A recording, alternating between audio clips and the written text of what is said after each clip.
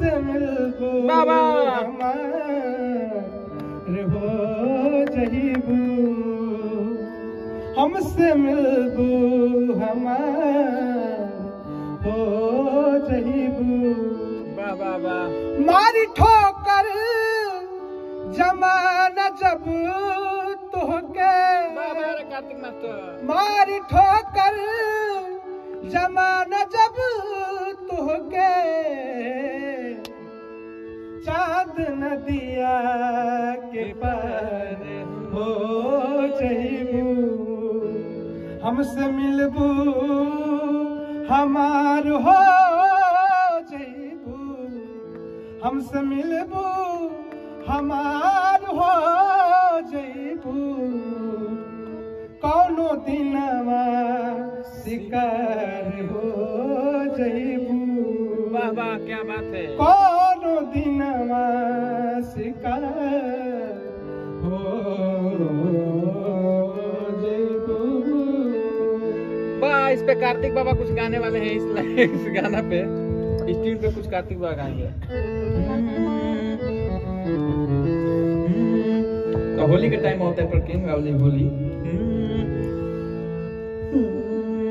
कि रंग ना खेलबू बेकार हो जहीबू, कि रंग ना खेलबू बेकार हो जहीबू, कि रंग ना खेलबू बेकार हो जहीबू,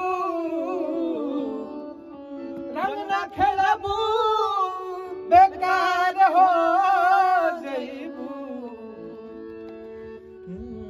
चढ़ते फागुन बेनार हो जहीबू, ओ चढ़ते फागुन में पार हो जहीबू,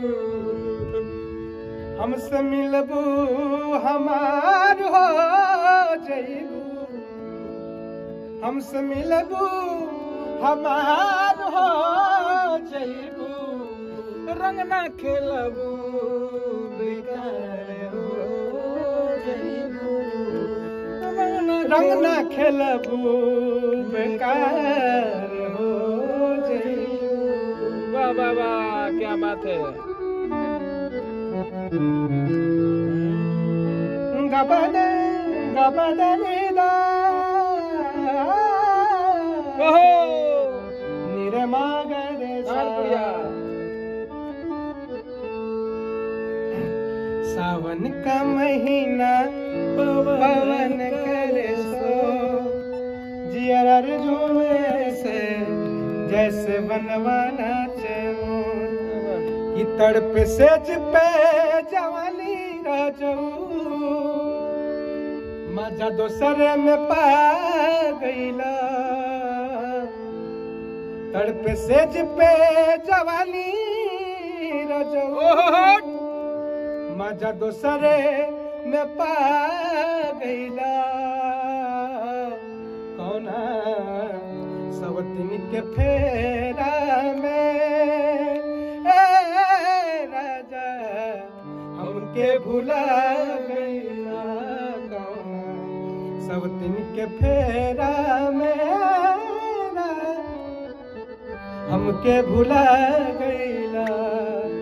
वाह वाह वाह क्या बात है। सेज पे जवानी राजू, मजा दोसरे में पा गईला, कौना सवतिन के फेरा में राजा हमके भुला गईला, कौना सवतिन के फेरा में राजा हमके भुला गईला। वाह वाह क्या बात है। कुछ बोलना है। आज हम लोग पवन भैया सुपरस्टार किरकार के रिकॉर्डिस्ट हैं। पवन स्टूडियो में कंपोज, आज हम लोग गाना कंपोज कर रहे हैं। गाना कंपोजिशन होली का गाना कर रहे हैं। भैया का होली का गाना हुआ है आज। बहुत ही बढ़िया बढ़िया गाना आज कंपोज हुआ है, जो कि आएगा भैया के चैनल से। देखिए भैया का बहुत ही प्यार मिलता है। आप बहुत अच्छा ही गजल गाते हैं। इनसे कोशिश करेंगे कि वो हिंदी गजल गवा करके अपने चैनल पे डाला जाए। ओढ़ानिया वाला गाना जो उस दिन सुनाए थे।